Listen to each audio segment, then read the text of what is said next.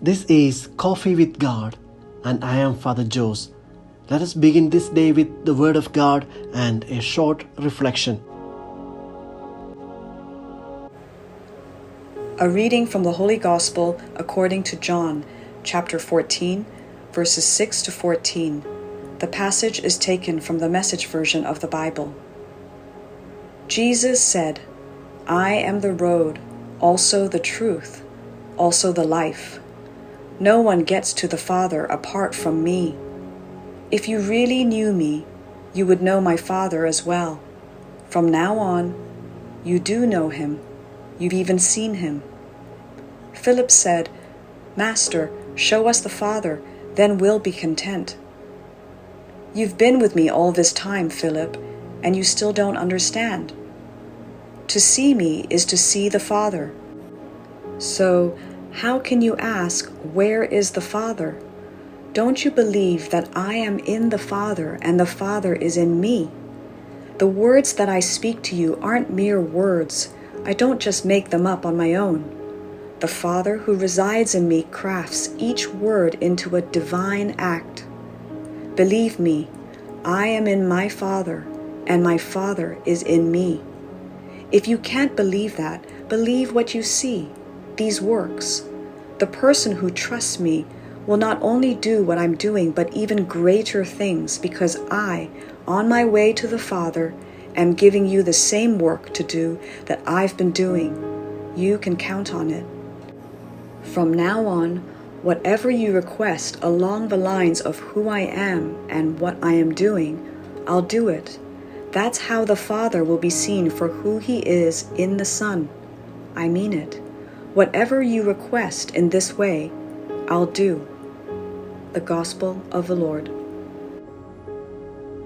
Reflections on the Holy Gospel according to St. John chapter 14, verses 6 to 14.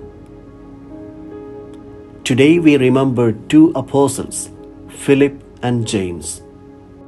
In the first chapter of John, Jesus addresses Philip, a fisherman in Galilee. "Follow me." But he does not want to follow Jesus alone. He goes and finds his friend Nathanael and tells him, "We have found the one whom Moses wrote about in the law." And he goes on to insist Nathanael to come and see. We read in John chapter 1, verse 43 to 51. Philip would appear again before the Lord fed the 5,000, where he expresses his helplessness. He says, even 200 days' salary would not suffice to buy enough food for these people. He reasons out.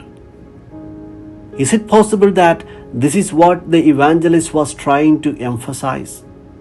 God's providential care in the face of human helplessness. God the Father cares about his people. He loves his children. Today's passage begins with a self-definition of Jesus.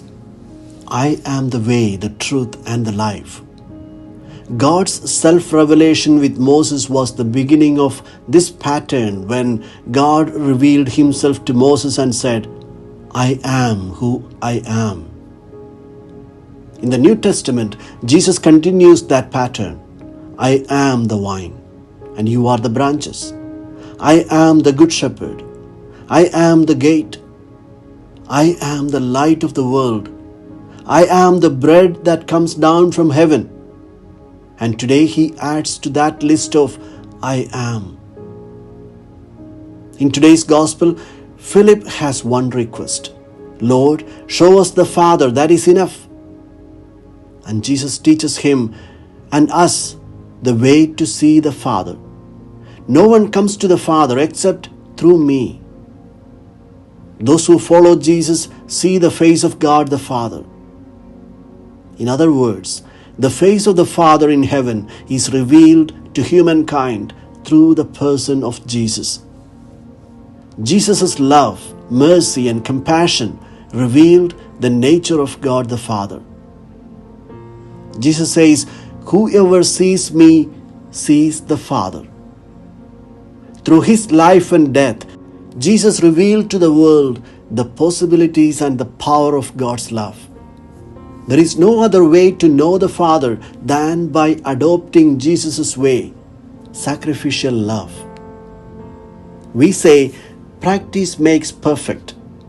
The same happens to us on the path of following Jesus. That is why Pope Francis says, I invite you to meet the Lord by reading the Word of God frequently. If you are not used to it, start with the Gospels. Read a passage each day. Let the Word of God speak to your hearts. Let it be the light of your steps and guide us to the Father. Let us make Philip's desire our prayer. Lord, show us the Father, and that is enough.